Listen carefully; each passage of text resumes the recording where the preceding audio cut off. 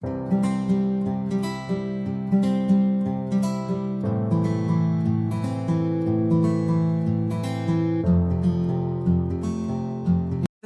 karibuni sana katika channel hii ya Binti Sayuni 50 na kuomba ukae mpaka mwisho ili tuende tukajifunze kwa pamoja somo letu la leo ambayo tunaenda kuletu. Mungu akubariki sana.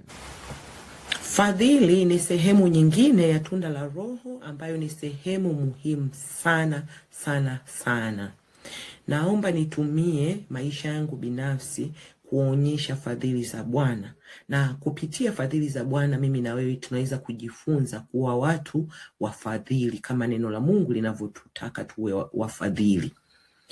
Binafsi nilipokuwa mgonjwa nilifika mahali ambapo matibabu nayo yalikuwa kama yamefika mwisho. Angalia jinsi ambavyo nilikuwa nikiteseka. Na matibabu haya ya dialysis nilikuwa nayafanya, yani nikifanya Jumatatu nitafanya Jumatano na Ijumaa na Jumapili. Nikifanya Jumanne nafanya Jumanne, Alhamisi na Jumamosi. Kwa hiyo kwa wiki ni wiki moja wapo nitafanya mara 3, wiki moja wapo nitafanya mara 4. Na kila unapofanya ni masaa 4 mpaka 6. Mara nyingi nilikuwa nafanya masaa 6.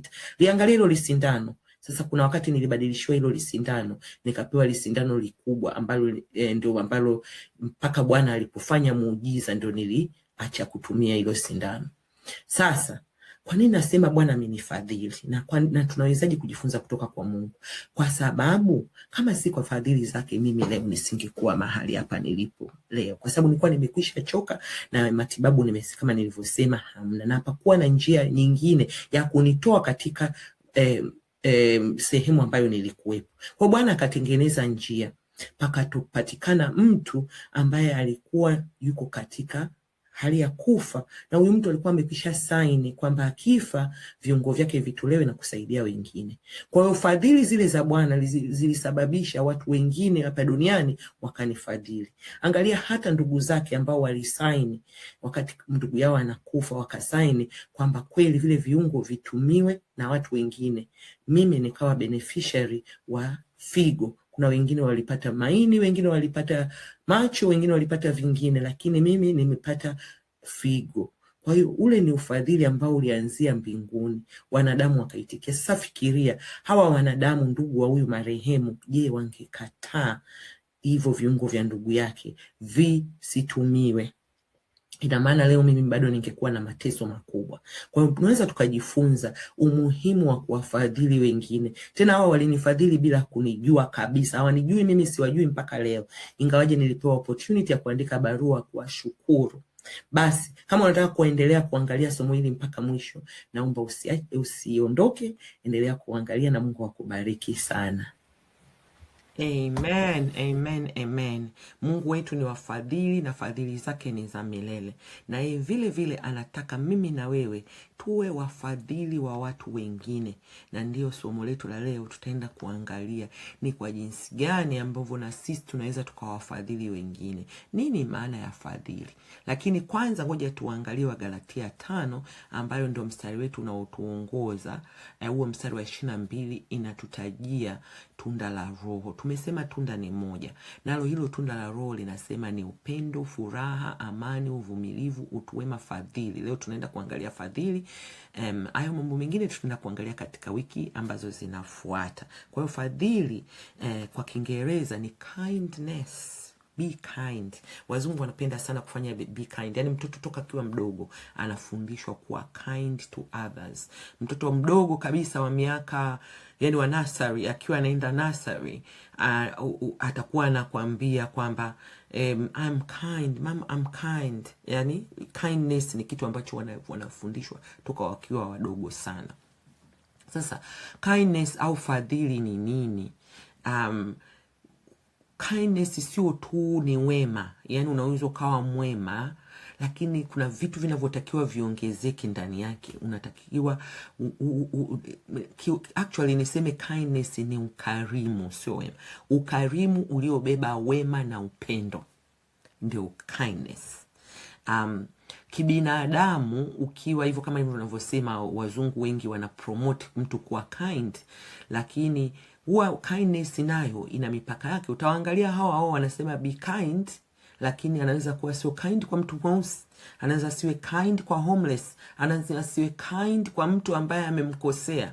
Lakini leo sisi tunatakiwa tuwe kind tukiongozwa na Roho Mtakatifu. Ndio maana ni tunda la Roho.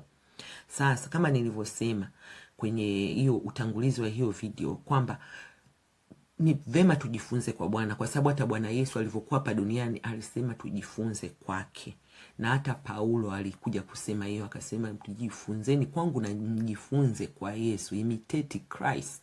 Kwa hiyo hebu tuangalie fadhili za Bwana, alafu na sisi hebu tujiangalie hapo na sisi tunafanyaje basi tulingane, au sio tulingane, tufanane na baba yetu. Kwa sababu kwangu mimi nadhani achievement kubwa kwetu mimi na wewe ni pale ambapo tutafanana na baba yetu aliye juu mbinguni.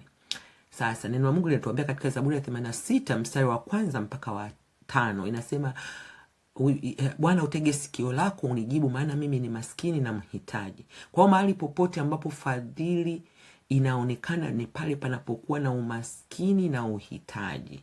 Uhitaji unaweza kuwa kitu chochote kile. Ngoja tuangalie huyu mwandika Zaburi alikuwa na uhitaji gani. Anasema unihifadhi nafsi yangu. Alikuwa anahitaji nafsi yake ihifadhiwe. Kwa saa nyingine hata sisi fadhili zetu zinaweza isiwe kimwili sana, zinaweza kuwa kiroho. Na ndipo hapa inapokuja labda kuna mtu ameumizwa, anahitaji neno la kumcomfort, anahitaji neno la kumtia moyo, la kumsaidia. Lakini huyu alikuwa anahitaji uhifadhi wa nafsi yake. Of course uhifadhi wa nafsi unatoka tu kwa Mungu, lakini I'm trying to say kwamba ufadhili kwetu sisi au ukarimu wetu na wema wetu na rehema zetu na neema zetu kwa wengine zikiunganika kwa pamoja na upendo wetu, inaweza tu ni kumkarimu mtu kwa kumpa. Kwenye fadhili lazima kuna kitu unatoa. Unatoa nini? Naweza nikatoa neno la hekima, neno la kumpa mtu furaha, la kumrudishia furaha, neno la kumtia mtu moyo, kadiri Roho anavyokuongoza.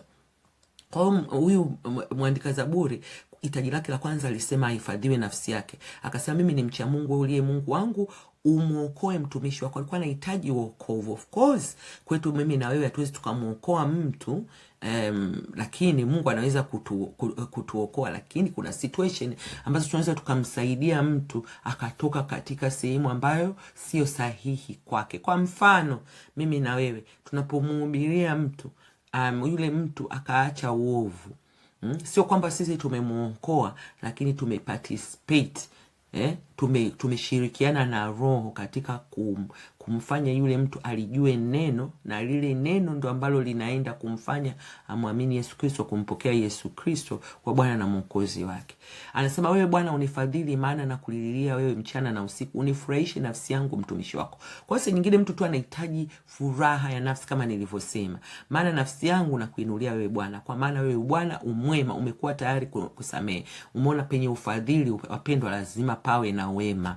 Na ndio maana ukiangalia ili tunda la Roho, zile sehemu zote tulizoziangalia zinahusika kabisa katika fadhili. Huwezi ukamfadhili mtu kama huna upendo. Hiyo sio fadhili, hiyo itakuwa ni kitu kingine, kwa sababu fadhili inatakiwa isiwe na hila. Umeona? Na mwingi wa fadhili kwa watu wote wa kuitao. Kwa kama Mungu ni mwingi wa fadhili kwa watu wote, na sisi vile vile kama baba yetu tunatakiwa tuwe tunawafadhili watu wote. Umeona? Na fadhili Bwana sisi wenyewe tunajua, kila siku kwenye Zaburi 23 makanisani huko tunawasema hakika wema na fadhili zako zitanifuata siku zote za maisha yangu, nami nitakaa nyumbani mwa Bwana milele. Amen. Wote tunazihitaji fadhili. Sasa kama sisi tunazihitaji fadhili za Bwana, kwa nini sisi tusiwafadhili wengine? Ndio swali ambalo mimi na wewe tunatakiwa tujiulize. Sasa fadhili tunamfadhili nani? Kama nilivyosema watu wote, lakini Waefeso 4 vile vile inaongezea, inasema tena iweni wafadhili ninyi kwa ninyi. Umeona? Kwa hiyo huyu alikuwa anawaandikia kanisa la Waefeso. Kwa hiyo hawa ni watu ambao wanamwamini Mungu, anawaagiza kwamba wafadhiliane wao kwa wao. Kwa hiyo yes, tunatakiwa tuwafadhili watu wote, lakini sisi kama sisi, yani sisi kwa sisi kanisa, tunatakiwa tufadhiliane, tuwe wenye huruma, tusameheane kama na Mungu katika Kristo alivyowasamehe ninyi. Hiyo ni Waefeso 4 mstari wa 32. Kwa hiyo wapendwa, tufadhiliane. Na hii inanikumbusha, unajua hawa wenzetu wengine hawa wanafadhiliana sana. Nakumbuka mtu ambaye yuko karibu sana na mimi, yeye ni ana hiyo dini nyingine, lakini practice kabisa, yani practice. Lakini alikuja kugundua kwamba uko makazini, huku kwetu tunakuaga na watu wanaofanya kazi NHS. NHS ni mahospitalini huko. Kwa sababu kule mahospitalini wamejaa hawa ndugu zetu wa upande ule mwingine. Sasa wale ndugu wale, ukiwaambia mimi ni wa upande wenu, hata kama una rangi kama hii ya kwangu, watakufadhili. Yani hata kama umefanya kosa la kuua mtu, watakuja upande wako, watakuwa upande wako, watakutetea, utatoka katika hicho hicho kizingiti ulicho nacho. Lakini sasa sisi ambao tuko nuruni, ukimwona mwenzako kwanza unafurahia. Mimi hicho kinachonishangaza. Kwa nini tunafurahia? Na unajua shetani alichofanikiwa kutuweza sisi ambao tunamuita Bwana Yesu ni Bwana na Mwokozi wetu, ni kuweka haya madhehebu. Kwa hiyo mtu atasema mimi ni nini, mimi ni nani, mimi, mpaka umuone mtu wa dhehebu lako ndio ambaye unamwona. Lakini wenzetu wale hawajali, wana madhehebu, ndio wana madhehebu mawili, sijui matatu, mawili makubwa, lakini hawaulizagi, ili mradi unamwamini huyo mtu wao. Ukisha muamini yule, hawajali, watakusaidia hata kama upractice. Ukishawaambia tu mimi jina langu ni 1 2 3, hey, watakuja watakufadhili. Yani wenyewe wataenda kusema hapana, yani watasimama kidete na wewe. Sasa hebu tujifunze. Bwana Yesu alisema tujifunze kutoka wana wa giza. Wana wa nuru anasema hawana maarifa kama wana wa gizani. Wapendwa, tumeambiwa tufadhiliane. Haya, Waebrania 13 inatuambiaje? Upendo wa ndugu na udumu, msisahau kuwafadhili wageni. Watu wengine tunatakiwa tuwafadhili ni wageni. Waebrania 13 mstari wa 2. Maana kwa njia hii wengine wamewakaribisha malaika pasipo kujua. Wapendwa, mimi hili limenikuta. Subirini ushuhuda wangu. Nimekutana naamini na malaika. Tena sio zamani. Hivi ni lini? Ni Alhamisi. Wiki 2 sasa hivi, wiki ya 3. Hii ni wiki ya 3. Inabidi hata nikaandike tarehe kabla sijasahau ni tarehe ngapi. Lakini nilikuwa ni mtu ambaye alionekana ni mtu anaonekana ni homeless. Nikamfadhili, aliniomba tu simu apige kwa mtu. Nikakubali. The rest is history. Nitakuja kutoa ushuhuda wangu, ndipo tutakapo wote kuamini ya kwamba kweli tunatembea hapa duniani. Wapo kweli malaika na wapo kweli wengine ni mapepo, lakini kuna malaika kibao ambao wanajidisguise kama watu. Kwa hiyo neno la Mungu linatuambia tusisahau kuwafadhili wageni. Wageni ni watu usiowajua. Anasema kwa sababu watu wengine wamekaribisha malaika pasipo kujua. Wakumbukeni hao waliofungwa. Kuna watu ambao wamefungwa, tunaweza tukawaacha. Anasema kana kwamba mmefungwa pamoja nao, na hao wanaodhulumiwa kwa vile ninyi nanyi mlivyo katika mwili. Kwa hiyo hao neno la Mungu linatuagiza, Waebrania 13 mstari wa 1 mpaka wa 3, kuwafadhili waliofungwa na wageni tusiowajua. Faida sasa ya fadhili. Second Samuel chapter 22. Neno la Mungu linasema, basi Bwana amenilipa sawasawa na haki yangu, sawasawa na usafi wa mikono yangu mbele zake. Kwa mtu mwenye fadhili utakuwa mwenye fadhili, kwa mkamilifu utajionyesha kuwa mkamilifu. Kwa hiyo tunapowafadhili wengine, Bwana anatufadhili. Tuna expect nini jamani, kama sisi wenyewe hatuwafadhili wengine afu tunategemea Bwana atufadhili? Na ndio maana hata katika ile sala ya Baba yetu inatuambia utusamee na sisi kama nasi tunavyowasamee waliotukosea. Neno la Mungu linasema mwenye rehema Bwana atamrehemu. Anayeonyesha fadhili Bwana atakufadhili. Kwa hiyo ndo umuhimu wa fadhili. Kwa hiyo naamini labda maelezo yangu kwa kifupi tuzungumzie fadhili, kwa sababu fadhili imekuwa ni ukarimu.